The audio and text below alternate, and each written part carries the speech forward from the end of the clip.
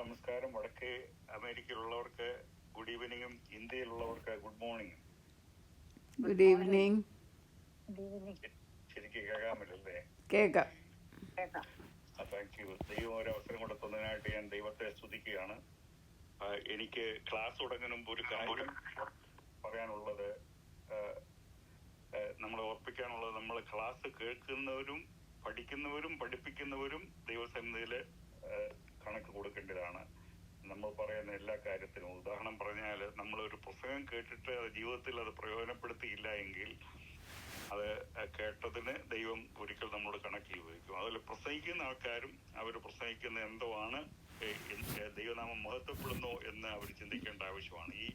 ഇപ്പോൾ ലോകം വളരെ ഭ്രമിച്ചുകൊണ്ടിരിക്കുന്ന ഒരു സമയമാണ്. ഇസ്രായേലിലെ യുദ്ധം, ഗാസയിലെ യുദ്ധം, യുക്രൈനിലെ യുദ്ധം. അതുകൊണ്ട് വളരെ ഭ്രമിച്ചിരിക്കുന്ന സമയത്ത് ഈ നാട്ടിലൊരു പഴഞ്ചൊല്ലുണ്ടല്ലോ, പെരയ്ക്ക് തീ വിട്ടും പിന്നെ വാഴ വെട്ടുക എന്ന് പറയുന്നത്. അതുപോലുള്ള ഈ പ്രവചന പണ്ഡിതന്മാര് ഒത്തിരി ഇവിടെ അമേരിക്കയിലും ഉണ്ട്, അവിടെ നാട്ടിലും ഉണ്ട്. നാട്ടിലത് പെന്തക്കോസ് ഗ്രൂപ്പിൽ 2-3 പേരെ എനിക്കറിയാം, പ്രവചന ഗ്രൂപ്പിലും ഉണ്ട്. അതുകൊണ്ട് പ്രശ്നമെന്ന് പറഞ്ഞാല്, നമ്മള് ഈ സെൻസേഷണലൈസ് ചെയ്യുമ്പോൾ നമ്മൾ ചിന്തിക്കേണ്ട സംഗതികള് എന്റെ പ്രശസ്തിക്ക് വേണ്ടിയിട്ടോ നന്മയ്ക്ക് വേണ്ടിയിട്ടോ ആണെങ്കിൽ, എനിക്ക് അറ്റൻഷന് വേണ്ടിയിട്ടാണെങ്കിൽ അത് ദൈവസന്നിധിയിൽ അത് ഒരിക്കലും ശരിയായിട്ട് തിരികെയില്ല. ഞാൻ കണക്ക് കൊടുക്കേണ്ടി വരും. നമ്മൾ ഒരിക്കലും സെൽഫ്ലെസ്, യാതൊരു നമ്മുടെ സ്വയം അതില്ലാതെ ഇരിക്കണം. ഇപ്പം തന്നെ ഒരു പാസ്റ്റർ എനിക്കറിയാം പറയുന്ന കേട്ടത്, ലക്ഷക്കണക്കിന് രൂപ ഒരു മാസം അദ്ദേഹത്തിന് വരുമാനമുണ്ട്. യൂട്യൂബിൽ ഒത്തിരി സബ്സ്ക്രൈബേഴ്സും ഒത്തിരി ലിസണേഴ്സും കേൾവിക്കാരും ഉണ്ടെങ്കിൽ അത് വലിയൊരു നമ്പർ വരികയാണെങ്കിൽ അവർക്ക് സാമ്പത്തികമായിട്ട് വളരെ യൂട്യൂബ് പേ ചെയ്യും, മോണിറ്റൈസ് ചെയ്യാം. നമ്മൾ ഓൺലൈനിൽ ഫേസ്ബുക്കിലും എല്ലാത്തിലും ഇതുണ്ട്. അപ്പൊ അങ്ങനെ വരുമ്പോൾ അത് കൂടുതലായിട്ടുള്ള കാര്യങ്ങൾ ആൾക്കാരെ ശ്രദ്ധയുള്ള കാര്യങ്ങൾ പറയാന്നുള്ള ഇതിലാണ്. ഇപ്പൊ ഉദാഹരണം പറഞ്ഞാൽ, വലിയൊരു പാസ്റ്റർ ഒരു ദൂതൻ എന്നെ കണ്ടെന്ന് പറയുമ്പോൾ പിറ്റേ ദിവസം ഒരു സാധാരണ ഒരു ബിലീവർ എന്ന് പറയാം, യേശു ക്രിസ്തു എനിക്ക് ഇന്നലെ രാത്രി പ്രത്യക്ഷനായെന്ന് പറയുമ്പോൾ ആ പാസ്റ്റർക്ക് അയാളെ പിന്നെ അത് തള്ളിക്കളയാൻ പറ്റുകയില്ല. പാസ്റ്റർക്കും അറിയാം അദ്ദേഹം വ്യാജമാണ് പറഞ്ഞെന്ന്, മറ്റേ ആളിനും അറിയാം. അപ്പോൾ അത് അങ്ങനെ മറ്റേ ആളിനെ കടത്തി വിട്ടുക എന്നുള്ളതാണ് കോമ്പറ്റീഷൻ. പ്രവചന രംഗത്തും അതാണ്. അപ്പൊ ഇത് കേട്ടപ്പം ഈ കഴിഞ്ഞ ആഴ്ച ഒരു യൂട്യൂബിൽ കണ്ടു, ഇസ്രായേലില് 2 ആഴ്ചയ്ക്ക് മുമ്പ് കിഴക്കേ വാതിൽ തുറന്നു ഇസ്രായേലിലെ ദേവാലയത്തിലെ. അവിടെ തന്നെ ആ യൂട്യൂബില് അവർ പറയുന്ന ബൈബിള് തെറ്റാണെന്നാണ്, ആ കിഴക്കേ വാതിൽ തുറന്നെങ്കിൽ വേദപുസ്തകം തെറ്റാണെന്നാണ് അവിടെ വരുന്നത്. യേശുക്രിസ്തു വരുമ്പോഴാണ്, നമ്മൾ ക്ലാസ് എടുത്തതാണല്ലോ, കിഴക്കേ വാതില് തുറക്കുമ്പോൾ യേശുക്രിസ്തു വരുന്നതാണ്. യേശുക്രിസ്തു വന്നതായിട്ട് അറിവില്ല, നമ്മളെല്ലാവരും ഉണ്ടല്ലോ. അതുകൂടാതെ തന്നെ ഈ ആഴ്ച കണ്ട ഇതാണ്, 3ാമത്തെ ടെമ്പിളിന്റെ പണി തുടങ്ങിക്കഴിഞ്ഞു. അപ്പൊ ഞാനിത് വായിച്ചപ്പോ എനിക്ക് കൊച്ചിലെ വായിച്ച മനോരമയില് വീക്കിലി ഒരു ബോബനും മോളി ഉണ്ടായിരുന്നു. നിങ്ങൾ ആരും വായിച്ചിട്ടുണ്ടോ? ബോബനും മോളി എപ്പോഴും നോക്കുമായിരുന്നു. അപ്പൊ അതിനകത്ത് ഒരു പഞ്ചായത്ത് പ്രസിഡന്റ് ഉണ്ട്. അവരുടെ അഡ്വൈസേഴ്സ് ബോബനും മോളിയും 10-11 വയസ്സുള്ള പിള്ളേരാണ്. അവരുടെ ഫ്രണ്ട്ഷിപ്പ് അഡ്വൈസേഴ്സ് അവരാണ്. അപ്പൊ അങ്ങനെ, എടാ നമുക്കൊരു പത്രം തുടങ്ങിക്കളയാമെന്ന് പറഞ്ഞു. അന്നേരം ബോബൻ പറഞ്ഞു, അത് ചേട്ടാ ശരിയായില്ല, കോട്ടയത്തൊക്കെ ഒത്തിരി മനോരമ ഒത്തിരി പ്രശസ്ത പത്രങ്ങളെല്ലാം ഉണ്ടല്ലോ, അപ്പൊ അത് നമ്മൾ അങ്ങനെ തുടങ്ങിയാൽ ശരിയാകില്ല. പക്ഷെ മോളി ഒരു ബുദ്ധി പറഞ്ഞു, അതിന് കുഴപ്പമില്ല, നമുക്ക് ഈവനിങ് അന്തിപത്രം തുടങ്ങിയാൽ മതി എന്ന് പറഞ്ഞു. അതിന്റെ പേര് അന്നേരം പേരെന്തുവാ, കാളകൂടം എന്ന് പേരിട്ടു. അപ്പം ചേട്ടാ ചൂടുള്ള വാർത്തയായിരിക്കണം എന്ന് പറഞ്ഞു. അപ്പം പിറ്റേ ദിവസം അന്തിപത്രം ഇറങ്ങി. എന്നെ വാർത്ത, റഷ്യ അമേരിക്കയിൽ നമ്മൾ 3ാം ലോകമയുദ്ധം പൊട്ടിപ്പുറപ്പെട്ടിരിക്കുന്നു. വായിക്കുന്ന എല്ലാവരും ആയിരക്കണക്കിന് പത്രങ്ങൾ വായിച്ചുകൊണ്ടിരിക്കുക, പടങ്ങള്. അപ്പൊ പിറ്റേ ദിവസം ഇങ്ങനെ കസറയിൽ ഇരുന്ന് പറയാ, ചേട്ടാണ്ട് കുന്തക്കാലിലെ സോശാമ്മയുടെ ഭർത്താവ് വരുന്ന, നിങ്ങൾക്ക് അല്ലേ എന്നെ കുറിച്ച് യാതൊരു ഇതുമില്ലാത്തത്, വിലയില്ലാത്തത്. ആമ്പിള്ളേർ കണ്ടില്ലേ എന്റെ പത്രത്തിന്റെ കണ്ടുണ്ട്, കുന്തക്കാലിലെ ശോശാമ്മയുടെ ഭർത്താവ് വന്നിട്ട് നീ എന്റെ ഭാര്യയെ കുറിച്ച് ഇടുന്നിടാൻ പിടിക്കുന്ന ആ ഇടി അങ്ങ് ഇടിച്ച് എന്ന് പറഞ്ഞാൽ, അപ്പൊ ഇപ്പൊ ഞാൻ ഈ യൂട്യൂബ് കാണുമ്പോ ഈ കാളകൂട പ്രവചനങ്ങളാണ് ഇപ്പോൾ നടക്കുന്നത്. അപ്പൊ നിങ്ങളോട് ഞാൻ ഒരു ചോദ്യം ചോദിക്കുകയാണ്, ഇസ്രായേലിലെ ടെമ്പിളില് പണി തുടങ്ങിയെങ്കിൽ ആ ടെമ്പിളില് ഇപ്പൊ എന്തോ അവിടെ ഇപ്പൊ നിലനിൽക്കുന്നത്, ആ ടെമ്പിളിന്റെ സ്ഥാനത്ത്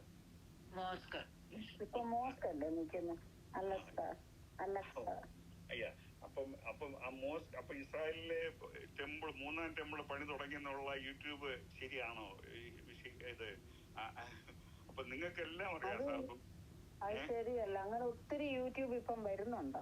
അല്ല, ഇത് പ്രശ്നം എന്ന് പറഞ്ഞാല് എനിക്ക് ഞാൻ ഈ ആഴ്ച പറഞ്ഞ ആള് പിന്നെ പേരുന്ന ആള് ഞാൻ പറയല് എനിക്ക് വളരെ സമ്മതനാച്ചാൽ അവര് ഗവേഷകനെന്ന് 30 പ്രാവശ്യം ടൂറിസ്റ്റിനെ കൊണ്ട് ഇസ്രായേലിൽ പോയ ആള് ഗവേഷണ എന്ന് പറയുമ്പോൾ ആൾക്കാർ വിശ്വസിക്കും.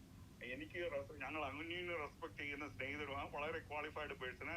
ഞാൻ പുള്ളിയിൽ നിന്ന് അങ്ങനെ വരുമെന്ന് ഞാൻ പ്രതീക്ഷിച്ചില്ല. ഒരു ഷോക്കായി പോയി എന്നേ ഉള്ളൂ. അപ്പം നിങ്ങൾക്കെല്ലാം അലാസ്ക മോസ്ക് കോമ്പൗണ്ടില് പിന്നെ അത് അൽക്കാസ് മോസ്കും പിന്നെ ഡോമും റോക്കും അവിടെ ഇരിക്കും. അത് പൊളിച്ചു കളയാതെ അവിടെ ടെമ്പിൾ പണിയാൻ സാധിക്കില്ല. പിന്നെ ഈ ടെമ്പിൾ ഇൻസ്റ്റിറ്റ്യൂട്ടിൽ പണ്ട് മുതലേ ഞാൻ പറയുന്നുണ്ടല്ലോ, ഇപ്പൊ വേറെ എപ്പിസോഡ് ഞാൻ പറഞ്ഞിട്ടുണ്ട്. 73 വന്നപ്പോൾ ഒരു അസംബ്ലീസ് കൂടി ചെന്നപ്പോൾ അന്ന് തന്നെ അവിടെ പാസ്റ്റർ പ്രസംഗിക്കുക, പാസ്റ്ററും ഭാര്യയും കൂടെ. ആ ടെമ്പിളിനുള്ള പണി അധികം താമസിയാതെ ടെമ്പിൾ പണിയും അവിടെ കല്ലുകളും എല്ലാം ശേഖരിച്ചിരിക്കുന്നു. അപ്പം ടെമ്പിൾ പണി ഉടനെ പണിയും.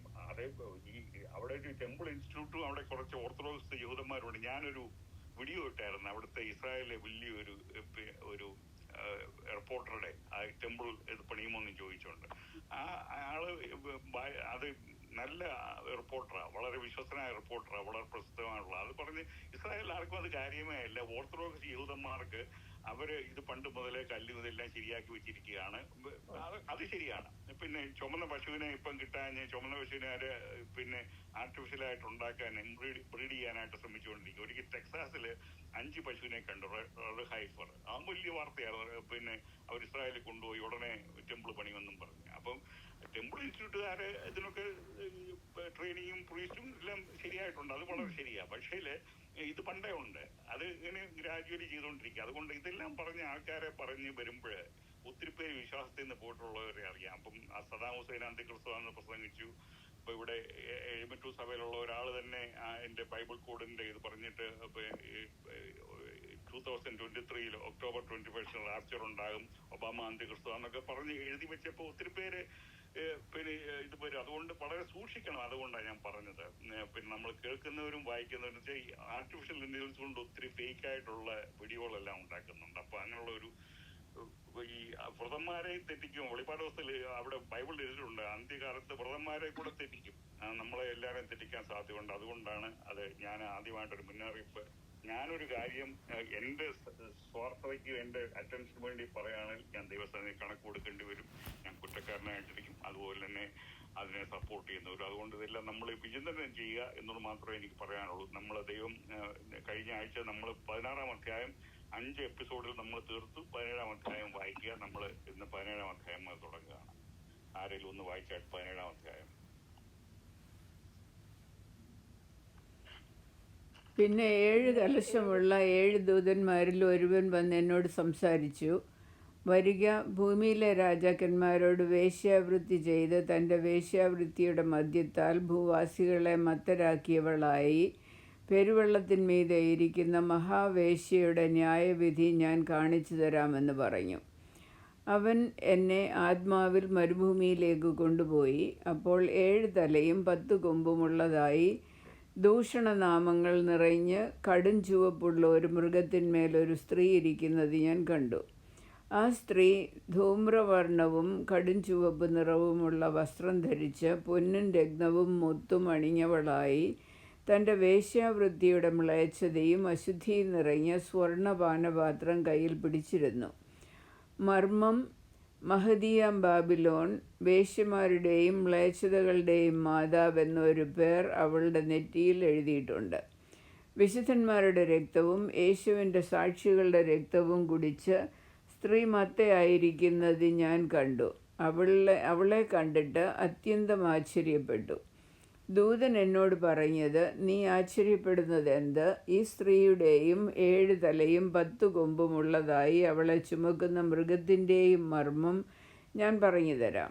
നീ കണ്ട മൃഗമോ ഉണ്ടായിരുന്നതും ഇപ്പോൾ ഇല്ലാത്തതും ഇനി അഗാധത്തിൽ നിന്ന് കയറി നാശത്തിലേക്ക് പോകുവാനിരിക്കുന്നതുമാകുന്നു. ഉണ്ടായിരുന്നതും ഇല്ലാത്തതും വരുവാനുള്ളതുമായ മൃഗത്തെ ലോകസ്ഥാപനം മുതൽ ജീവപുസ്തകത്തിൽ പേരെഴുതിയിരിക്കുന്ന ഭൂവാസികൾ കണ്ട് അതിശയിക്കും. ഇവിടെ ജ്ഞാനബുദ്ധിയുണ്ട്. തല 7 സ്ത്രീ ഇരിക്കുന്ന 7 മലയാകുന്നു. അവ 7 രാജാക്കന്മാരും ആകുന്നു. 5 പേർ വീണുപോയി, ഒരുത്തനുണ്ട്, മറ്റവൻ ഇതുവരെ വന്നിട്ടില്ല. വന്നാൽ പിന്നെ അവൻ കുറഞ്ഞോന്ന് ഇരിക്കേണ്ടതാകുന്നു. ഉണ്ടായിരുന്നതും ഇല്ലാത്തതുമായ മൃഗം 8-മത്തവനും 7 പേരിൽ ഉൾപ്പെട്ടവനും തന്നെ. അവൻ നാശത്തിലേക്ക് പോകുന്നു. നീ കണ്ട 10 കൊമ്പ് 10 രാജാക്കന്മാർ, അവർ ഇതുവരെ രാജ്യത്വം പ്രാപിച്ചിട്ടില്ല. മൃഗത്തോടൊന്നിച്ച് 1 നാഴിക നേരത്തേക്ക് രാജാക്കന്മാരെ പോലെ അധികാരം പ്രാപിക്കും താനും. ഇവർ ഒരേ അഭിപ്രായമുള്ളവർ, തങ്ങളുടെ ശക്തിയും അധികാരവും മൃഗത്തിന് ഏൽപ്പിച്ചു കൊടുക്കുന്നു. അവർ കുഞ്ഞാടിനോട് പോരാടും. താൻ കർത്താധികർത്താവും രാജാധിരാജാവുമാകൊണ്ട് കുഞ്ഞാട് തന്നോടുകൂടെയുള്ള വിളിക്കപ്പെട്ടവരും തിരഞ്ഞെടുക്കപ്പെട്ടവരും വിശ്വസ്തരുമായി അവരെ ജയിക്കും. പിന്നെ അവൻ എന്നോട് പറഞ്ഞത്, നീ കണ്ടതും വേശ്യയിരിക്കുന്നതുമായ വെള്ളം വംശങ്ങളും പുരുഷാരങ്ങളും ജാതികളും ഭാഷകളും അത്രേ. നീ കണ്ട 10 കൊമ്പും മൃഗവും വേശ്യയെ ദ്വേഷിച്ച് ശൂന്യവും നഗ്നവുമാക്കി അവളുടെ മാംസം തിന്നുകളയും, അവളെ തീ കൊണ്ട് ദഹിപ്പിക്കുകയും ചെയ്യും. ദൈവത്തിൻ്റെ വചനം നിവൃത്തിയാവോളം തൻ്റെ ഹിതം ചെയ്യുവാനും ഒരേ അഭിപ്രായം നടത്തുവാനും തങ്ങളുടെ രാജ്യത്വം മൃഗത്തിന് കൊടുപ്പാനും ദൈവം അവരുടെ ഹൃദയത്തിൽ തോന്നിച്ചു. നീ കണ്ട സ്ത്രീയോ ഭൂരാജാക്കന്മാരുടെ മേൽ രാജ്യത്വമുള്ള മഹാനഗരം തന്നെ. ഇത് വെളിപാട് പുസ്തകം പഠിക്കുമ്പോൾ നമ്മൾ ശ്രദ്ധിക്കേണ്ടത് ഞാൻ നേരത്തെ പ്രസ്താവിച്ചിട്ടുള്ളതാണ്. ഈ സിംബോളിക്കും അലഗോറിയും മെറ്റഫറും എല്ലാം ഉപയോഗിച്ചാണ് ഇത് എഴുതിയിരിക്കുന്നത്. അതുകൊണ്ട് ഇത് ആശ്ചര്യമായിട്ട് എടുക്കാവുന്ന സ്ഥലങ്ങളുണ്ട്. പക്ഷേ അത് നമ്മൾ ശ്രദ്ധിച്ചില്ലെങ്കിൽ വളരെ തെറ്റായിട്ടുള്ള അനുമാനങ്ങൾ വരും. അതുകൊണ്ട് ഈ വെളിപ്പാട് പുസ്തകം വളരെ ദുർഗ്രഹമായ ഒരു പുസ്തകമായതുകൊണ്ടാണ് ഈ 1800 വർഷങ്ങളായിട്ട് കമന്ററികളൊന്നും അതിനെക്കുറിച്ച് ശരിയായിട്ടുള്ള പഠിപ്പീരില്ല. ഓരോരുത്തർ പല വിധത്തിൽ എഴുതി. മാർട്ടിൻ ലൂതർ പോലും യൂദയുടെ ഇത് അവിടെ കൊണ്ട് കമന്ററി നിർത്തി, റെവലേഷന്റെ ഇല്ലായിരുന്നു. ഇപ്പം 250 കൊല്ലത്തിന് മുമ്പ് ജോൺ നെൽസൺ ഡാർബി വന്നപ്പോഴാണ് ഇതിനെക്കുറിച്ചൊരു അവബോധം ഉണ്ടായത്. എന്നാൽ അതിൽ തന്നെ ഇപ്പം 100,000 പേര് ഒത്തിരി കാര്യങ്ങൾ മുമ്പേ ഞാൻ പ്രസ്താവിച്ചതുപോലെ നമ്മൾ അറിവുകൊണ്ടുകൊണ്ട് തെറ്റ് പറഞ്ഞാൽ കുഴപ്പമില്ല. നമ്മൾ സെൻസേഷനലൈസ് അറിഞ്ഞുകൊണ്ട് നമ്മൾ തെറ്റ് പറയരുത്. ഉദാഹരണം പറഞ്ഞാൽ 1948 ഇസ്രായേല് സ്വാതന്ത്ര്യം പ്രാപിച്ചു. അപ്പോൾ ഒരു ജനറേഷൻ എന്ന് പറയുന്നത് 40 വർഷമാണ്. അപ്പൊ ഹാൽ ലിൻസി എന്ന് പറയുന്ന ഏറ്റവും വലിയ പ്രവചന പണ്ഡിതനായിരുന്നു, കഴിഞ്ഞ കുറച്ച് വർഷങ്ങൾക്ക് മുമ്പ് മരിച്ചുപോയി. അദ്ദേഹം 1988 യേശുക്രിസ്തു വരുമെന്ന് പ്രവചിച്ചു.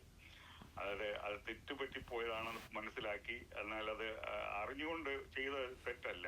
ഇതെന്ന് പറഞ്ഞതുപോലെ ഈ പലരും പല വിധത്തിലാണ് മനസ്സിലാക്കുന്നത്. അതുകൊണ്ട് സിംബോളിക്കാണ്. ഇപ്പൊ അവസാനത്തെ ആ വാക്യം ഒന്ന് വായിച്ചു തരും. ഇപ്പം അത് ഇന്ന് മനസ്സിലാകും. ഇപ്പൊ നമ്മൾ സ്ത്രീയുടെ ലാസ്റ്റ് വേഴ്സ് 18-ാം വാക്യം, നീ കണ്ട സ്ത്രീയോ ഭൂരാജാക്കന്മാരുടെ മേൽ രാജ്യത്വമുള്ള മഹാനഗരം തന്നെ. അപ്പൊ ആ സ്ത്രീ ഒരു നഗരം തന്നെ, വലിയൊരു സിറ്റിയാണെന്നാ പറയാം. അപ്പൊ ഈ സ്ത്രീ എന്നും പിന്നെ മൃഗമെന്നും ഒക്കെ നമ്മൾ കേൾക്കുമ്പോൾ ഒരു മൃഗമായിട്ട് നമ്മൾ സ്ത്രീയായിട്ട് നമ്മൾ ആ നിലയിൽ മനസ്സിലാക്കരുത്. അതുകൊണ്ട് വളരെ ശ്രദ്ധിച്ച് ഇതിൽ തന്നെ വളരെ വ്യത്യസ്തമായ പഠിപ്പീരുകളാണ് ഓരോരുത്തർ എഴുതി വെച്ചിട്ടുള്ളത്. ഇവിടെ ഭാവി കാലാനുക്രമ വിവരണത്തിൽ നിന്നും വ്യതിചലിച്ച് 17ഉം 18ഉം അധ്യായങ്ങളിൽ പുനരുദ്ധരിക്കപ്പെട്ട റോമാ സാമ്രാജ്യം ലോകശക്തിയായി തീർന്നതിന്റെ പിന്നിലെ 2 വംശശക്തികളുടെ വികാസത്തെക്കുറിച്ച് യോഹന്നാൻ വിവരിച്ചിരിക്കുകയാണ്. ഇവിടെ ദാനിയേലും വെളിപ്പാടും പുസ്തകത്തിലും രേഖപ്പെടുത്തിയിട്ടുള്ള പല അടയാളങ്ങളും ഈ അധ്യായത്തിൽ വിവരിച്ചു കാണുന്നു. ഇപ്പൊ നമ്മൾ നേരത്തെ ദാനിയേൽ പ്രവചനത്തിലെ വായിച്ചിട്ടുണ്ട്. പല പ്രവചന എസക്കിയേല്, ദാനിയേല്, യെശയ്യാവ്, ഇങ്ങനെയുള്ള പല കാര്യങ്ങളും ഈ റെവലേഷനും ഈ വെളിപാട് പുസ്തകത്തിലും ഉണ്ട്. നമ്മളത് വായിച്ചിട്ടുണ്ട്, പഠിക്കുകയും ചെയ്യും. അതുകൊണ്ട് ഈ ഭാഗം വെളിപാട് പുസ്തകത്തിലെ ഇടവേളയാണ്. അപ്പൊ ഈ 2 അധ്യായം എന്ന് പറയുന്നത് 17ഉം 18ഉം ഒരു പരന്തസിസ് ഇടവേളയാന്ന് പറയുന്നത്. പിന്നെ 7 കലശമുള്ള 7 ദൂതന്മാരിൽ ഒരുവൻ വന്ന് എന്നോട് സംസാരിച്ച്, വരിക, ഭൂമിയിലെ രാജാക്കന്മാരുടെ വേശ്യാവർത്തി ചെയ്ത തന്റെ വേശ്യാവർത്തിയുടെ മദ്യത്താൽ ഭൂവാസികളെ മത്തരാക്കിയവളായി പെരുവെള്ളത്തിന്മീതെ ഇരിക്കുന്ന മഹാവേശ്യയുടെ ന്യായവിധി ഞാൻ കാണിച്ചു തരാം എന്ന്. അതാണല്ലോ ഇപ്പം വായിച്ചത്.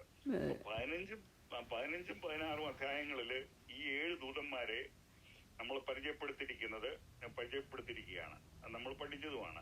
16-ാം അധ്യായം 5 എപ്പിസോഡ് നമ്മൾ പഠിച്ചതാണ്. 16-ാം അധ്യായത്തിൽ അവസാന ഭാഗത്ത് 7-ാമത്തെ ദൂതൻ പാപലോകത്തിലും ഈ ക്രിസ്തുവിനെ ത്യജിക്കുന്നവരുടെ മേൽ ന്യായവിധി വരേണ്ടതിന് തന്റെ കലശം ആകാശത്തിലൊഴിച്ച് ഈ ആകാശത്തിലൊഴിച്ചു. അതാണ് നമ്മൾ കണ്ടത്. ആകാശത്തിലൊഴിച്ച് ന്യായവിധി 16-ാം അധ്യായത്തിൽ. ഈ സംഭവത്തിന് ശേഷം ക്രിസ്തുവിന്റെ ഭൂമിയിലെ പ്രത്യക്ഷ ആയിരിക്കും ഈ അധ്യായം വായിക്കുന്നത് നാം പ്രതീക്ഷിക്കുന്നത്. അപ്പം യേശു ക്രിസ്തു വരുന്നതിന്റെ 16-ാം അധ്യായത്തിന്റെ അവസാനം അത് ആ ന്യായവിധി നടത്തിയിട്ട് അടുത്ത സ്റ്റെപ്പ്, അടുത്ത ക്രോണോളജിക്കലി കാലമനുസരിച്ച് യേശു ക്രിസ്തു വരേണ്ടതാണ്. പക്ഷേ ആ യേശു ക്രിസ്തു വരുന്നതിനെ കുറിച്ച് അവിടെ എന്നാൽ 19-ാം അധ്യായത്തിൽ മാത്രമാണ് കർത്താവിന്റെ പ്രത്യക്ഷതയെ കുറിച്ച് നമ്മൾ കാണുന്നത്. അതിന്റെ ഇടയ്ക്ക് ഈ 17-ഉം 18-ഉം അധ്യായങ്ങൾ ഒരു ഇടവേളയായിട്ടുള്ള കാര്യങ്ങൾ അവിടെ വിവരിച്ചിരിക്കുകയാണ്. നേരത്തെ പ്രസ്താവിച്ചതുപോലെ ഈ പല കാര്യങ്ങൾ പുറകോട്ട് പോയിട്ടും മുൻപോട്ട് പോയിട്ടും വെളിപാട് പുസ്തകത്തിൽ ആദ്യം മുതൽ നമ്മൾ ആ സിസ്റ്റം കാണുന്നുണ്ട്. അതുകൊണ്ട് അത് ശരിയായിട്ട് പഠിക്കുമ്പോഴേ അത് മനസ്സിലാവും. ഈ 2 അധ്യായങ്ങളും ഒരു ഇടവേളയാണ്, പരന്തസിസ് എന്ന് പറയും. ക്രിസ്തുവിന്റെ പ്രത്യക്ഷയ്ക്ക് മുമ്പുള്ള ഈ ഇടവേളയെ ഈ അധ്യായങ്ങൾ അതാണ്. ഈ ഇടവേളയിൽ ദൈവകോപവും ന്യായവിധിയും ഉള്ള 7 കലശമുള്ള 7 ദൂതന്മാരിൽ ഒരുവൻ പ്രത്യക്ഷപ്പെട്ട് പറയുന്നത്, ഭൂമിയുടെ ഭാവി ദൈവം നിനക്ക് വെളിപ്പെടുത്തും, ദൈവം നിന്നെ കാണിച്ചു തരുമെന്നാണ്. അപ്പോൾ അധ്യായം 16-നും 19-നും ഇടയിലുള്ള ഇടവേളയിൽ മാർമിക ബാബിലോൺ, അതായത് ഏകലോക മതത്തെയും 18-ാം അധ്യായത്തിൽ അടുത്ത അധ്യായം നമ്മൾ പഠിക്കുമ്പോൾ അവിടെ വാണിജ്യ ബാബിലോണ്. ഇത് 17-ാം അധ്യായം റിലീജിയസ് ബാബിലോണ്, മറ്റേ കൊമേഴ്ഷ്യൽ ബാബിലോണാണ് 18-ാം അധ്യായത്തില്. വലിയ ഭൂമിയിലെ രാജാക്കന്മാരുടെ വേശ്യാവൃത്തിയുടെ മദ്യത്താൽ പെരുവെള്ളത്തിന്മേതെ ഇരിക്കുന്ന മഹാവേശ്യയുടെ ന്യായവിധി ഞാൻ കാണിച്ചു തരാം എന്ന് ക്രോധകലശമുള്ള ദൂതൻ യോഹന്നാനോട് പറയുന്നു. അതിനുശേഷം അവൻ യോഹന്നാനെ ആത്മാവിൽ മരുഭൂമിയിലേക്ക് കൊണ്ടുപോയി. അപ്പം നിങ്ങൾ വീഡിയോ കാണാനൊത്തോ? ഞാൻ 2 വീഡിയോ ഇട്ടായിരുന്നു. ആരെങ്കിലും കണ്ടോ ഇതിനെ കുറിച്ച്? ഞാൻ അതിൻ്റെ പകുതി കണ്ടു. പിന്നെ എനിക്ക് പിന്നെ തലവേദന അങ്ങ് കൂടി, ബാക്കി എനിക്ക് കാണാൻ പറ്റിയില്ല. അതിന്റെ അവസാനം ഞാനത് രാവിലെയാ കണ്ട. അതുകൊണ്ട് ഞാൻ നേരത്തെ പണ്ട് കേട്ടിട്ടുണ്ട്. അത് ബൈബിൾ സ്റ്റഡി എടുത്തപ്പോൾ നേരത്തെ പണ്ട് കണ്ടതാ. പക്ഷേ മുഴുവൻ ഇപ്പം അന്നത്തെ ഒത്തിരി നാൾ മുൻപ് കണ്ടതായതുകൊണ്ട് ഒന്ന് റിഫ്രഷ് ചെയ്യാമെന്ന് ഓർത്തുകൊണ്ട് ഞാൻ കാണാൻ തുടങ്ങി. പക്ഷേ ഹാഫ് വേ കണ്ടുള്ളൂ. ഞാൻ നേരത്തെ കുറെ വർഷങ്ങൾക്ക് മുമ്പ് ഇത് ഇറങ്ങിയ ഇടയ്ക്ക് കണ്ടായിരുന്നു. പിന്നെ ഇന്നിപ്പോ രാവിലെ ഇത് കിട്ടിയത്, അതുകൊണ്ട് എനിക്ക് കാണാൻ സമയം കിട്ടിയില്ല. അപ്പൊ ഇത് കഴിഞ്ഞ് കണ്ടാലും മതി. ഈ 2 വീഡിയോയില് വളരെ വ്യക്തമായിട്ട് പറഞ്ഞിട്ടുണ്ട്. ഉദാഹരണം പറഞ്ഞാല് അവിടെ ബാബു വരവയ്ക്കൽ അവസാനം ഒരു ചോദ്യം ചോദിക്കുന്നുണ്ട്. അവിടെ അവസാനം ആ സാമബ്രഹം ഒരു ചോദ്യം ചോദിക്കുന്നുണ്ട്, മരുഭൂമിയിൽ എന്തിനാ കൊണ്ടുപോയെന്നുള്ളത്. അതും വളരെ വ്യക്തമായിട്ട് ഇത് കഴിയുമ്പോൾ നിങ്ങൾ കഴിഞ്ഞിട്ട് നോക്കാം. അപ്പൊ അതിനുശേഷം അവൻ യോഹന്നാനെ ആത്മാവിൽ മരുഭൂമിയിലേക്ക് കൊണ്ടുപോയി. ഇത് ആ വീഡിയോയിൽ ഒരു ചോദ്യമായിരുന്നത്. ഈ ലോകത്തിലെ മതത്തിന്റെ വികാസവും പ്രവർത്തനവും സംബന്ധിച്ച കാര്യങ്ങൾ യോഹന്നാനെ കർത്താവ് കാണിക്കുവാൻ മരുഭൂമിയിലേക്കാണ് അവനെ കൊണ്ടുപോയത്. ആത്മീയ വേശ്യാവൃത്തി ഉള്ളിടത്ത്, പ്ലേച്യം ഉള്ളിടത്ത് മരുഭൂമിയെ ആണ് സൂചിപ്പിക്കുന്നത്. ആത്മീയ വരൾച്ചയാണ് അവിടെ കാണുന്നത്. അതുകൊണ്ടാണ് അത് സ്വർഗത്തെ കുറിച്ച് കാണിക്കുമ്പം പർവ്വതത്തിൽ കൊണ്ടുപോകും. അങ്ങനെ ഓരോ അതിന്റെ ഇതേ അനുസരിച്ചാണ് അവിടെ കാര്യങ്ങൾ അത് കണക്ട് ചെയ്ത് നമ്മൾ മനസ്സിലാക്കുന്നത്. അവൻ യോഹന്നാനെ ആത്മാവിൽ മരുഭൂമിയിലേക്ക് കൊണ്ടുപോയി. അപ്പോൾ യോഹന്നാൻ 7 തലയും 10 കൊമ്പും ഉള്ളതായി ഭൂഷണനാമങ്ങൾ നിറഞ്ഞ കടും ചുവപ്പുള്ള ഒരു മുഖത്തിന്മേൽ സ്ത്രീ ധൂമ്രവർണ്ണവും കടും ചുവപ്പ് നിറമുള്ള വസ്ത്രം ധരിച്ച് പൊന്നും രക്തവും തന്റെ വേശ്യാവൃത്തിയുടെ മ്ലേച്ഛതയും അശുദ്ധിയും നിറഞ്ഞ സ്വർണ്ണ പാനപാത്രം കയ്യിൽ പിടിച്ചിരിക്കുന്നു എന്ന് ഞാൻ കണ്ടു. ഞാൻ ഇവിടെ വായിക്കുകയായിരുന്നു. വീണ്ടും ഒന്നുകൂടെ വായിക്കുക എന്ന് യോഹന്നാൻ പറയുന്നു. അപ്പോസ്തലനായ യോഹന്നാൻ ഇവിടെ ആശ്ചര്യപ്പെടുകയാണ്. ദർശനത്തിൽ ആദ്യ ഭാഗത്ത് മർമ്മം ബഹരിയാൻ ബാബിലോൺ, വേശ്യമാരുടെയും മ്ലേച്ഛതകളുടെയും മാതാവ് എന്ന പേർ നെറ്റിയിൽ എഴുതിയിരിക്കുന്ന ഒരു സ്ത്രീയെ യോഹന്നാൻ കാണുന്നു. തുടർന്നുള്ള ഭാഗത്ത് യോഹന്നാൻ തന്റെ വ്യക്തിപരമായ പ്രതികരണത്തോടെ ശക്തമായ ഭാഷയിൽ നിന്ന് വ്യാഖ്യാനം നിർവഹിക്കുന്നു.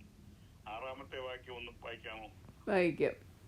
വിശുദ്ധന്മാരുടെ രക്തവും യേശുവിൻ്റെ രക്തസാക്ഷികളുടെ രക്തവും കുടിച്ച് സ്ത്രീ മത്തയായിരിക്കുന്നത് ഞാൻ കണ്ടു. അവളെ കണ്ടിട്ട് അത്യന്തം ആശ്ചര്യപ്പെട്ടു.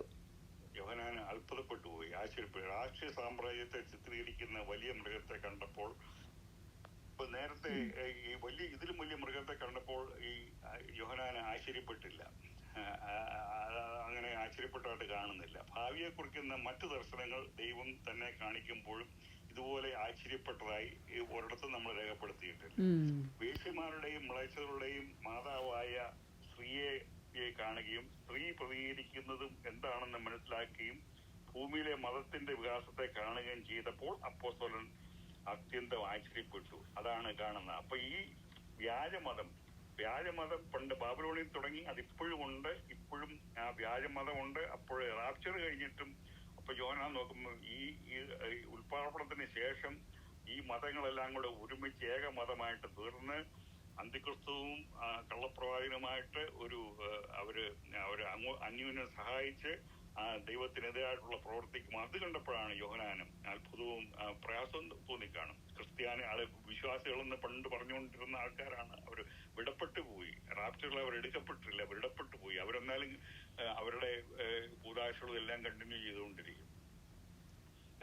അതുകൊണ്ടാണ് യോഹന്നാന് ആശ്ചര്യമായത്, അത്ഭുതമായത്. ചില കാര്യങ്ങൾ നമ്മൾ കാണുമ്പോൾ നമ്മൾ പെട്ടെന്ന് ഞാൻ ഓർക്കുന്നുണ്ട്, ഇത് വായിച്ചോളാം. ഞാൻ ഓർത്തട ജൂലിയസ് സീസറിനെ ഒത്തിരി പേര് കൂടെ നിന്നവരൊക്കെ കുത്തി കൊല്ലാൻ നേരത്ത് അന്നേരം ഏറ്റവും സ്നേഹിതനായിരുന്ന ബ്രൂട്ടസും കുത്തിയപ്പോ ബ്രൂട്ടസെ നീ കൊണ്ടോടാ ഈ കൂട്ടത്തിൽ എന്ന് ചോദിച്ചു. അത്ഭുതപ്പെട്ട അതായപ്പോഴേ യോഹന്നാൻ ഇത് കണ്ടതിനെ എടാ ഇവിടെയും ഇത് കണ്ടപ്പോ യോഹന്നാൻ ആശ്ചര്യപ്പെടുകയാണ് ചെയ്യുന്നത്.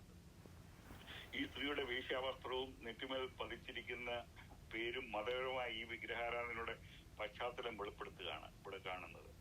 ബാബിലോൺ അല്ലെങ്കിൽ ബാബേൽ നഗരത്തിലെ വിഗ്രഹാരാധന ആരംഭിച്ചത്. അപ്പം വിഗ്രഹാരാധന ആരംഭിച്ച ബാബേലാണ്. അത് നമുക്ക് എല്ലാവർക്കും അറിയാവുന്നതാണ്, ബാബിലോണിനുള്ളത്. അപ്പം മതവ്യവസ്ഥത രാഷ്ട്രീയ വ്യവസ്ഥയ്ക്ക് വഴി തെളിയിച്ചു കൊടുക്കും. മതവ്യവസ്ഥയായിട്ട് തുടങ്ങും, പക്ഷേ ഒരു പൊളിറ്റിക്സുമായിട്ട് religion and politics will mix. അതാണ് അവിടെ ആ മഹാവിടന കാലത്ത് നടക്കാൻ പോകുന്നത്. നമ്മുടെ ഉൾപ്പെടുന്നതിന് ശേഷം ആരംഭത്തിൽ മതവ്യവസ്ഥ രാഷ്ട്രീയ വ്യവസ്ഥയെ തുണച്ചുവെങ്കിലും ഒടുവില് രാഷ്ട്രീയ വ്യവസ്ഥ മതവ്യവസ്ഥയെ കൈയടക്കും. ഭൂമിയിലെ ആദ്യ വീരനായിരുന്ന നിമ്രോദ് ലോകത്തിലെ ആദ്യ മതകേന്ദ്രം സ്ഥാപിച്ചു. ഷീനാർ മരുഭൂമിയിൽ നിന്നാണ് അവിടാണ് ബാബിലോണിന്റെ ചരിത്രം ആരംഭിക്കുന്നത്. പക്ഷെ ഈ നിമ്രോദ് ആരുടെ മോനാ? നിങ്ങൾക്ക് ഓർമ്മയുണ്ടോ? ബാക്ക്ഗ്രൗണ്ട് കൂഷിന്റെ അപ്പനാരായിരുന്നു?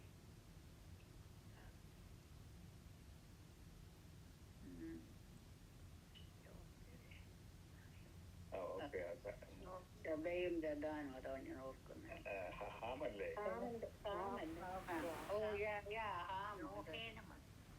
നോഹയുടെ അപ്പൊ കൊച്ചുമോനായില്ലേ ആള്. അപ്പം അതാണ് ഇത്. ഇപ്പം ഇതിൽ നിന്ന് നമ്മൾ മനസ്സിലാക്കേണ്ട വേറൊരു ചെറു സത്യമുണ്ട്. നമ്മളെ ജീവിതം നമ്മള് ഭൂരിഭാഗം ഉണ്ടല്ലോ, നമ്മൾ എങ്ങനെ ജീവിക്കുന്നു എന്നുള്ളത് നമ്മുടെ കുഞ്ഞുങ്ങളെയും പാരമ്പര്യമായിട്ട് ജനറേഷൻസ് വിൽ ഹാവ് ഇഫക്ട്. നല്ലതായിട്ട് ചീത്തയാണെങ്കിലും നമ്മൾ ചെയ്യുന്ന, അതുകൊണ്ട് നമ്മുടെ ജീവിതം നമ്മൾ വളരെ ഭയഭക്തിയോടെ കഴിക്കേണ്ടതാണ്. നമ്മുടെ പ്രവർത്തനങ്ങൾ അവിടെ ആ ഹാമിന്റെ അവിടെ കാര്യങ്ങളൊക്കെ ശാപം കിട്ടിയൊക്കെ നിങ്ങൾക്ക് അറിയാമല്ലോ, ഞാൻ എക്സ്പ്ലെയിൻ ചെയ്യേണ്ട കാര്യമില്ല. അതിനുശേഷം അവിടെ കൂഷിന്റെ ഇത് വന്നിട്ട് ആ ജനറേഷൻസ്. അതുകൊണ്ട് നമ്മുടെ ക്രിസ്ത്യ ജീവിതത്തിൽ നമ്മൾ ശ്രദ്ധിക്കേണ്ടത് നമ്മുടെ ഭാവി തലമുറയെ നമ്മൾ വഴിതെറ്റിക്കുമോ ഇല്ലയോ, നമ്മുടെ ഇത് കണ്ടാണ് ഇത് ട്രാൻസ്ഫർ ചെയ്യുന്നത്. അപ്പൊ ഈ പാർട്ടിയുടെ പേര്, ഈ സ്വച്ഛാധിപതിയുടെ പേര് ഞങ്ങൾ കലഹിക്കും എന്നുള്ളതാണ് അതിന്റെ യഥാർത്ഥ അർത്ഥം. എന്നർത്ഥമുള്ള നിമ്രോദ് ആയിരുന്നു. യഹോവയുടെ മുമ്പാകെ നായാട്ട് വീരൻ എന്നും നിമ്രോദിനെ വിശേഷിപ്പിച്ചു. വലിയ സ്കില്ലായിരുന്നു അതിന്. അപ്പൊ അവന്റെ രാജ്യത്തിന്റെ ആരംഭം ബാബേൽ അല്ലെങ്കിൽ ബാബിലോൺ ആയിരുന്നു. അപ്പൊ ഉൽപ്പത്തി 10:8 മുതൽ 10 വരെ ഒന്ന് വായിച്ച് അതുകൂടെ ഒന്ന് വായിച്ചു പോവാം. കൂശ് നിമ്രോദിനെ ജനിപ്പിച്ചു. അവൻ ഭൂമിയിൽ ആദ്യ വീരനായിരുന്നു. അവൻ യഹോവയുടെ മുമ്പാകെ നായാട്ട് വീരനായിരുന്നു. അതുകൊണ്ട് യഹോവയുടെ മുമ്പാകെ നിമ്രോദിനെ പോലെ നായാട്ട് വീരൻ എന്ന പഴഞ്ചൊല്ലായി. അവന്റെ രാജ്യത്തിന്റെ ആരംഭം സിനാർ ദേശത്തെ ബാബേൽ, ഏരക്ക്, അഖാദ്, കൽനെ എന്നിവയായിരുന്നു.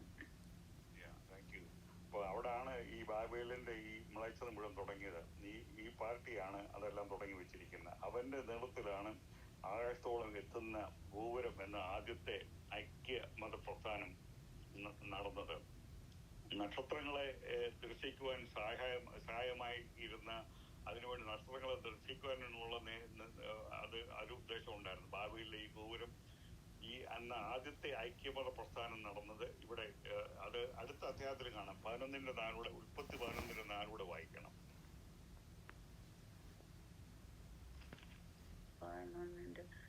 വരുവിൻ, നാം ഭൂതലത്തിലൊക്കെയും ചിതറിപ്പോകാതിരിപ്പാൻ ഒരു പട്ടണവും ആകാശത്തോളം എത്തുന്ന ഒരു ഗോപുരവും പണിയുക, നമുക്ക് ഒരു പേരും ഉണ്ടാക്കുക എന്നവർ പറഞ്ഞു. അത് മതി. ഈ ഗൗരവത്തെ പറ്റി നൂറ്റാണ്ടുകൾക്ക് ശേഷം പ്രവാചകൻ മുഖാന്തരം ബാബിലോൺ ഉണ്ടാകാൻ പോകുന്ന ന്യായവിധി ദൈവം അവിടെ അറിയിക്കുമ്പോൾ പ്രയോഗവും മന്ത്രവാദവും ബാബിലിന്റെ ആരംഭം മുതൽ ഉണ്ടായിരുന്നതായി സൂചിപ്പിക്കുന്നു. അപ്പൊ അവിടെ അത് വായിക്കുമ്പോൾ അത് യെശയ്യാവ് 47:12-13 ഞാൻ അത് നോട്ട് അയച്ചതാണ് നേരത്തെ. യെശയ്യാവ് 47:12-13 വരെ.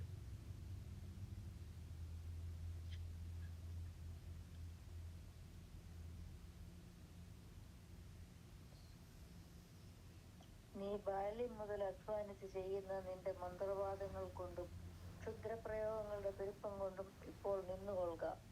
പക്ഷേ ഫലിക്കും, പക്ഷേ നീ പേടിപ്പിക്കും. നിന്റെ ആലോചന ബാഹുല്യം കൊണ്ട് നീ വലഞ്ഞിരിക്കുന്നു. ജ്യോതിഷക്കാരും നക്ഷത്രം നോക്കുന്നവരും നിനക്ക് വരുവാനുള്ളതും മാസം തോറും അറിയിക്കുന്നവരും ഇപ്പോൾ എഴുന്നേറ്റ് നിന്നെ രക്ഷിക്കട്ടെ. Thank you very much. കണ്ടില്ലേ, ജ്യോതിഷത്തിൽ അന്ന് മുതൽ ഇത് ലോകം മുഴുവൻ മലിമസമാക്കി എന്നുള്ളതാണ്. അത് എല്ലായിടത്തും തുടങ്ങി. അത് നമ്മുടെ ഇന്ത്യയിലും എല്ലാം, ഗ്രീസിലും ഇന്ത്യയിലുമാണ് അത് മാക്സിമം. അത് ഇപ്പോഴും അത് ഇന്ത്യ എന്ന രാജ്യത്താണ് അതിന്റെ ആ ബാബിലോണിയ മത ഇപ്പൊ ഏറ്റവും പ്രബലമായിട്ട് ലോകത്തിൽ ഇരിക്കുന്ന, അല്ലെ വേറെ ഉള്ളതുകൊണ്ടെന്ന് എനിക്ക് തോന്നുന്നില്ല. ദാനിയേൽ പ്രവാചകന് ബാബിലോണിൽ പോയത് നമുക്കറിയാം. BC 7-ാം നൂറ്റാണ്ടില് ദാനിയേൽ പ്രവാചകൻ ബാബിലോൺ പ്രവാസകാലത്ത്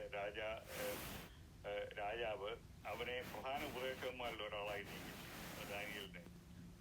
ദാനിയേലും മറ്റേ 3 പേരും ഒഴിച്ച് മറ്റെല്ലാ പ്രവാസികളും അവിടുത്തെ ഇസ്രായേൽ മക്കളെല്ലാവരും അവിടുത്തെ ബാബിലോണിന്റെ മതാചാരത്തില് അവർ സ്വീകരിച്ചു. നെബൂഖദ്നേസറിന്റെ വാഴ്ചയുടെ 2-ാം ആണ്ടിൽ കണ്ട ഒരു സ്വപ്നം നിമിത്തം അവന്റെ മനസ്സ് വ്യാകുലപ്പെട്ടു. രാജാവിനോട് സ്വപ്നം അറിയിക്കുവാൻ മന്ത്രവാദികളെയും ആഭിചാരകന്മാരെയും ക്ഷുദ്രക്കാരെയും കൽദീയക്കാരെയും വിളിക്കുവാൻ രാജാവ് കൽപ്പിച്ചു. ദാനിയേൽ 2:2 നിങ്ങൾ വായിച്ചാൽ മതി. പിന്നെ അത് ഇപ്പൊ സമയമില്ലാത്തതുകൊണ്ട് ഞാൻ വായിപ്പിക്കുന്നില്ല. ഈ ആഭിചാരങ്ങൾ ഭൂതാത്മാക്കളുടെ ശക്തിയിൽ മന്ത്രവാദങ്ങളും അസാധാരണ സാഹസികതയും കാണിച്ചു പോകുന്നു. ഭൂതാത്മാക്കളുടെ സഹായത്താൽ മരിച്ചവരുടെ ആത്മാക്കളെ കൂട്ടിവരുത്തുകയും ചെയ്തിരുന്നു. അപ്പൊ ഈ മരിച്ചവരുടെ ആൾക്കാർ ആത്മാവുമായിട്ട് സംസാരിക്കാൻ കഴിയുമോ? നിങ്ങൾ എന്താ പറയുന്നത്? നിങ്ങളുടെ ഒപ്പീനിയൻ. ഇന്ത്യയിൽ അതെല്ലാം നമ്മൾ കേൾക്കുന്നുണ്ട്, മരിച്ചവർ വന്ന് സംസാരിക്കാൻ സാധിക്കുമെന്ന് പറയുന്നുണ്ട്. അതിന്റെ പേരെന്നാ, ഇംഗ്ലീഷിലുള്ള പേരെന്നാ? ഈ മൃതാത്മ ലോകത്തിൽ സംസാരിക്കുന്നതിന്റെ അതിന്റെ ഒരു പേരുണ്ടല്ലോ. പേര് മറന്നുപോയി. വായിച്ചിട്ടുണ്ട് ഇങ്ങനെ ഒരു പണ്ട് കുറെ വർഷങ്ങൾക്ക് മുമ്പ് എയർ ഹോസ്റ്റസ് മരിച്ചുപോയി. അവളുടെ അമ്മയുമായിട്ട് സംസാരിക്കുന്നൊക്കെ. അതെ, താങ്ക് യു. അപ്പൊ അത് നെക്രോമൻസി എന്ന് പറയാം. അപ്പൊ ഒരു വീഡിയോ ഉണ്ട് നെക്രോമാൻസി കേട്ടിട്ടുണ്ട്. ഈ ലോകത്തിലുള്ള ഈ 57 സബ്ജക്ട് ഞാൻ തെരഞ്ഞെടുത്തത്. അപ്പൊ എനിക്കറിയാം ഏത് വിഷയങ്ങളില്ല, അതുകൊണ്ട് പർപ്പസിൽ തരാം. അപ്പൊ ഈ സംശയമുള്ളവർക്ക് നെക്രോമൻസി. അപ്പൊ അവിടെ ഇത് ഒരിക്കലും അവിടെ ഇവര് പറയുന്നത് ഈ ശൗലി എന്ന ശമൂലിനോട് സംസാരിച്ചു. അപ്പോൾ അതാണ് പിന്നെ ആ വിഷയമാണ് ഞാൻ അവിടെ ഡിസ്കസ് ചെയ്തിരിക്കുന്നത്. അത് നിങ്ങൾ പോയി വേണേൽ ഞാൻ അയച്ചു തരാം. മരിച്ച ഒരു ആത്മാവ് ഒരിക്കലും ഒരാളോട് വന്ന് സംസാരിക്കുകയില്ല. അവരെ ഇംപേഴ്സണേറ്റ് ചെയ്യുന്ന, അവരെ മിമിക്രി ചെയ്യുന്ന വേറെ ആത്മാക്കൾ വന്ന് അവരുടെ ആ സ്വരൂപത്തിലും അവരുടെ സ്വരത്തിലും അവരുടെ കാര്യങ്ങൾ, അവർക്ക് ചരിത്രങ്ങൾ, ശാസന ചരിത്രങ്ങളെല്ലാം അറിയാമല്ലോ. ഇത് തന്നെ അവിടെ മിമിക്രി വീരനാ ഈ ലൂസിഫറും ഈ സാത്താനെല്ലാം. അങ്ങനെ വന്നാണ് ഇവര് സംസാരിക്കുന്നത്. ഞാൻ ആ വീഡിയോയിൽ പറഞ്ഞിട്ടുണ്ട്.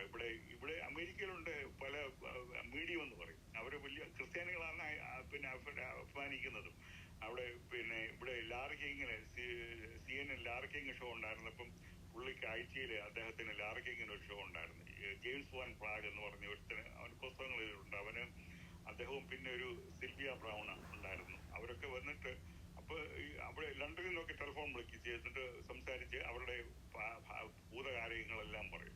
ഒരു സ്ത്രീ വിളിച്ചവൻ പറഞ്ഞു, നിന്റെ നിന്റെ വീട്ടിലെ ഈടെ പെയിന്റ് ചെയ്ത് ഞാൻ കണ്ട്, എനിക്ക് വളരെ ഇഷ്ടപ്പെട്ട പെയിന്റാ എന്ന് പിതാവ് പറഞ്ഞപ്പോ, ഓ ഡാഡി അത് ഡാഡിയുടെ ഇഷ്ടപ്പെട്ട പെയിന്റ് ആയിരുന്നോ എന്നൊക്കെ ചോദിച്ചുകൊണ്ട് കരയുന്നതൊക്കെ ഞാൻ ലൈവ് കണ്ടതാ. അപ്പം ഇതൊക്കെ ഇത് അവരുടെ മരിച്ച ആത്മാക്കൾ ഒരിക്കലും തിരിച്ചു വരുന്നില്ല സംസാരിക്കാൻ. അവരെ ഇംപേഴ്സണേറ്റ് ചെയ്തുകൊണ്ട് വരുന്ന ആത്മാക്കളാണ്.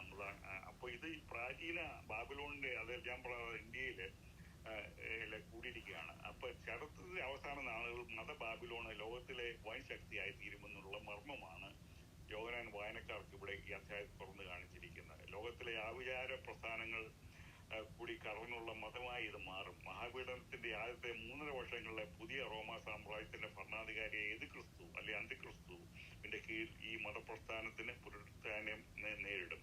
അപ്പം ഇത് റിവൈവൽ ഉണ്ടാകുന്ന അന്തിക്രിസ്തുവിന്റെയും കള്ളപ്രവാന്റെയും രീതിയിലാണ് ഈ ബാബിലോണിയ മതം അവിടെ റിവൈവ് ചെയ്യാൻ പോകുന്നത്. അതാണ് ഇന്നത്തേക്ക് എനിക്ക് പറയാനുള്ളത്. ദൈവം അനുവദിച്ച വരുന്ന ആഴ്ച ഇതിന്റെ ബാക്കി ഭാഗങ്ങളും പിന്നെ 18-ാം അധ്യായം സമയമുണ്ടെങ്കിൽ 18-ാം അധ്യായം എടുക്കാം. ആർക്കെങ്കിലും എനിക്ക് പറയാനുള്ള, ഞാൻ അയച്ച വീഡിയോ 2 കാണുകയാണെങ്കിൽ വളരെ ഇൻസൈറ്റ് അത് കിട്ടും. പിന്നെ ഇസ്രായേലിലെ ആളിട്ട ടെമ്പിൾ പണിയെന്നുള്ള ആ വീഡിയോ കാണുകയാണെങ്കിൽ നല്ലതാണ്. നമ്മുടെ പഠനത്തെ സപ്ലിമെന്റ് ചെയ്യാനായിട്ട് തീർച്ചയായിട്ടും സാധിക്കും. ഞാനൊരു കാര്യം ചോദിക്കട്ടെ. നേരത്തെ സണ്ണി പറഞ്ഞു, പക്ഷേ ഞാൻ അതെൻ്റെ ശ്രദ്ധ അങ്ങ് വിട്ടുപോയി. ഇന്നത്തെ ഇതിൻ്റെ ടൈറ്റിൽ എന്തോ കൊടുക്കണ്ടേ? ഇന്നത്തെ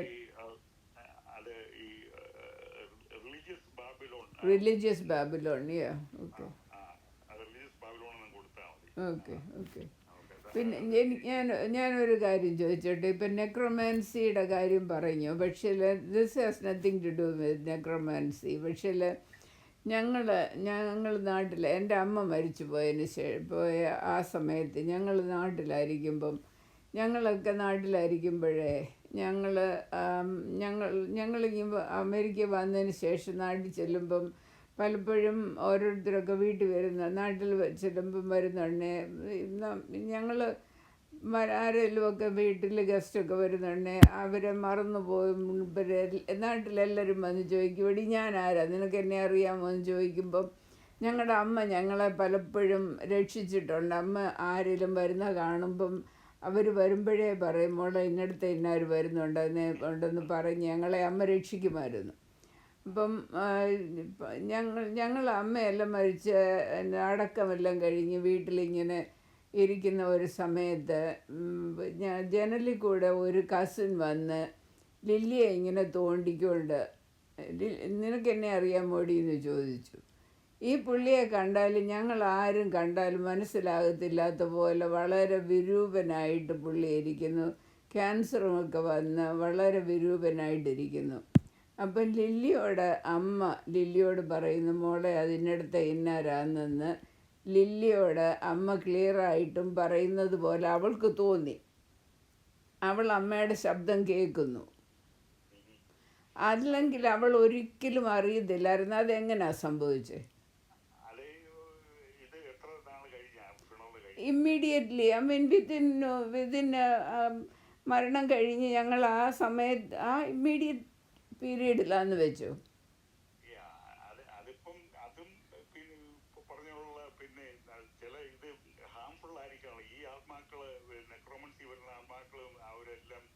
മോശമാണെന്ന് നല്ല കാര്യങ്ങൾ ചെയ്യുന്ന ആൾക്കാരും ഉണ്ട്. അത് അങ്ങനെ ഓർപ്പിച്ചെന്നിരിക്കും. അങ്ങനെ അത് അമ്മയുടെ ശബ്ദമാണ് അവള് കേൾക്കുന്നത്.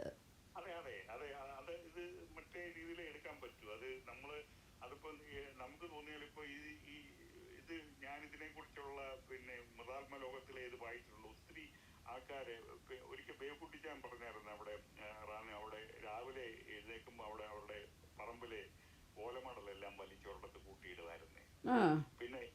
പിന്നെ ജോലി സ്ഥലത്ത് ഒരു ആളിനോട് പറഞ്ഞു, വീട്ടില് കുക്ക് ചെയ്യുകയും സഹായിക്കുകയും എല്ലാം ചെയ്യുമായിരുന്നു. അപ്പൊ ജോലി കഴിഞ്ഞ് വരുമ്പോ എല്ലാം അവിടെ എല്ലാം ക്ലീൻ ആയിട്ട് ഇട്ടേക്കുക.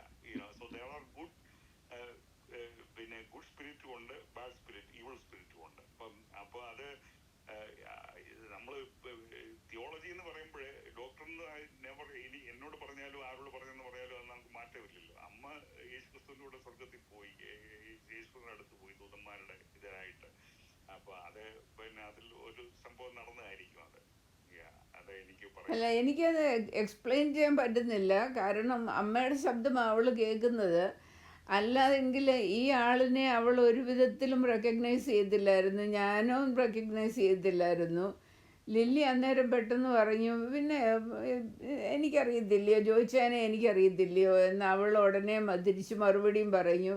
കാരണം ഞാൻ അന്നേരം ഇത് പോയി കഴിയണേ ഞാൻ ചോദിച്ചു, നീ എങ്ങനെ ഇവനെ ചോദിച്ചതിനെ മനസ്സിലാക്കിയെന്ന് ചോദിച്ചിട്ടുണ്ടെങ്കിൽ അവൾ പറഞ്ഞു, എടി ഞാൻ അമ്മയുടെ ശബ്ദം കേട്ടു എന്ന് പറഞ്ഞു. അതിപ്പം ഇതിപ്പം നമ്മുടെ ആ ശബ്ദത്തിലും രൂപത്തിലും വരാം. ഇവൻ പോസിബിൾ ഇനോ അപ്പം സഹായിച്ചതായിരിക്കും അന്നേരം അത് മനസ്സിലാക്കാം. പക്ഷേ നമ്മൾ തിയോളജിക്കലി പറയുമ്പോൾ നമ്മൾ മരിക്കുമ്പം നമ്മൾ സ്വർഗത്തിൽ പോവും. You know there is no coming back and talking you know. So മറ്റേ ഇത് ഇങ്ങനെ ഉള്ളത് കൊണ്ട്, ഈ മീഡിയം ഉള്ളത് കൊണ്ട്, അപ്പോൾ മീഡിയം അത് ഒരു ഈ ആൾക്കാരിൽ തന്നെ വ്യത്യാസമുള്ള ഈ ഭൂതങ്ങളിൽ തന്നെ നല്ല ഭൂതങ്ങളും ഉണ്ടല്ലോ.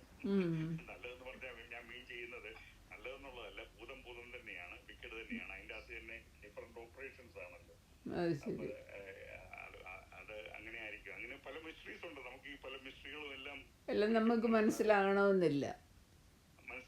തീർച്ചയായിട്ടും മനസ്സിലാകണമെന്നില്ല. ഈ റെവലേഷനിലെ തന്നെ ഈ പറഞ്ഞ അടുത്ത ആഴ്ച പറയാൻ ദൈവം വെച്ചാൽ ഈ മൃഗത്തിന്റെ കാര്യം തന്നെ ഈ പല രീതിയിലാണ് പലരും എഴുതിയിരിക്കുന്നത്. ഒരു അന്തിക്രിസ്തു പറയുന്ന ഒരാൾ എഴുതിയിരിക്കുന്ന യൂതയായിരുന്നു വെച്ചാൽ പണ്ട് ഉണ്ടായിരുന്നു, പിന്നെ ഇപ്പൊ ഇല്ല, പണ്ടുണ്ടായിരുന്നു, ഇനിയും വരുമെന്നുള്ള. അപ്പം പണ്ടുണ്ടായിരുന്നത് യൂതയായിരുന്നു, പിന്നെ ഇല്ലാതായി, മരിച്ചില്ല യൂത. ഇനി യൂത പുനരുജ്ജീവിച്ച അന്തിക്രിസ്തു ആകുന്ന യൂത തന്നെയാണ് അന്തിക്രിസ്തു ആകുന്ന കമന്റുകൾ എഴുതിയിരിക്കുന്നത്. അപ്പൊ നമുക്ക് അറിയാം റീഇൻകാർണേഷൻ ക്രിസ്ത്യാനിറ്റിയിൽ ഇല്ലല്ലോ. അപ്പൊ അവിടെ തന്നെ ആ ഒരു ഇത് ഇപ്പൊ നമ്മുടെ ഈ KG തോമസിന്റെ ഇസ്രായേൽ ലോകരാഷ്ട്രങ്ങൾ ഇംഗ്ലീഷ് കോപ്പി ഈയിടെ കൊണ്ടുവന്നിട്ടുണ്ട്. അതിൻ്റെ അകത്ത് തന്നെ എഴുതിയിട്ടുണ്ട്, പിന്നെ ഇസ്രായേൽ ആൻഡ് നേഷൻസ്, ഇസ്രായേൽ ലോകരാഷ്ട്രങ്ങൾ അന്തിക്രിസ്തു യൂദായുടെ ഒരു പുനർജന്മമാണെന്നുള്ള രീതിയിലാണ് അതിൻ്റെ അകത്ത് എഴുതിയിരിക്കുന്നത്. So there are many opinions. നമ്മളൊന്ന് സൂക്ഷ്മമായിട്ട് നമുക്ക് ആർക്കും പറയാം. നമ്മൾ പറഞ്ഞില്ല ഇത് ദുർഗ്രഹമാണ്, ലോജിക്കലായിട്ടുള്ള പറയാൻ നമ്മൾ സെൻസേഷനലൈസ് ചെയ്യാതിരിക്കാൻ നോക്കുക എന്ന് മാത്രമേ എനിക്ക് പറയാനുള്ളൂ. അതുകൊണ്ട് ഇതെല്ലാം ഇങ്ങനെയാണെന്ന് സിമ്പിൾ എല്ലാം ചിലർ അവരുടെ പഠിത്തം അനുസരിച്ച് അവരുടെ അറിവനുസരിച്ചാണ് അവർ ഇന്റർപ്രറ്റ് ചെയ്യുന്നത്. അതുകൊണ്ട് നമ്മൾ ചിന്തിക്കേണ്ടത്, നമ്മൾ ലോജിക്കലായിട്ട് ചിന്തിക്കേണ്ടത്, ദേവാലയം പണി തുടങ്ങി എന്ന് പറയുമ്പോൾ അലാസ്ക മോസ്ക് ഇപ്പോഴും ഉണ്ടല്ലോ, അത് ഡിമോളിഷ് ചെയ്തില്ലല്ലോ, അതെല്ലാം ശരിയല്ലല്ലോ എന്നുള്ളത് നമ്മൾ ഉടനെ ചിന്തിച്ചാൽ മതി. അങ്ങനെയുള്ള കാര്യങ്ങൾ ശ്രദ്ധിക്കുമ്പോൾ നമ്മുടെ ജീവിതം ശരിയാകും. അപ്പൊ anyway thank you very much. സമയം അതുപോലെ പിന്നെ ബാബിലോൺ എന്ന് പറയുന്ന is the bride of the Antichrist എന്ന് ഒരിടത്ത് വായിച്ചിട്ടുണ്ട്. അതെ, ഇത് അന്തിക്രിസ്തു, ഈ ബാബിലോണിയ മതം എന്ന് പറഞ്ഞാൽ ഈ അന്തിക്രിസ്തുവിനെ സഹായിക്കുന്നതാണല്ലോ. കള്ളപ്രവാചനെയും ബ്രൈഡെന്ന് വേണേൽ പറയാൻ പറ്റുമോ. സഭയുടെ കൗണ്ടർ ഫീറ്റ്. ഇപ്പൊ ഇതിന് ട്രിനിറ്റിയുടെ കൗണ്ടർ ഫീറ്റ് ആണല്ലോ ശാശു അന്തിക്രിസ്തുവും കള്ളപ്രവാചനും, പിതാവ് പുത്രൻ. അതുപോലെ തന്നെ സഭ ബ്രൈഡല്ലേ എന്ന് പറഞ്ഞാൽ ഫോൾസ് ചർച്ച് അന്തിക്രിസ്തുവിന്റെ ബ്രൈഡാണ്. That's a correct interpretation. Thank you for that point. ദൈവം അടുത്ത ആഴ്ച കാണാൻ സമയം പോയതുകൊണ്ട് ഓക്കെ, താങ്ക് യു.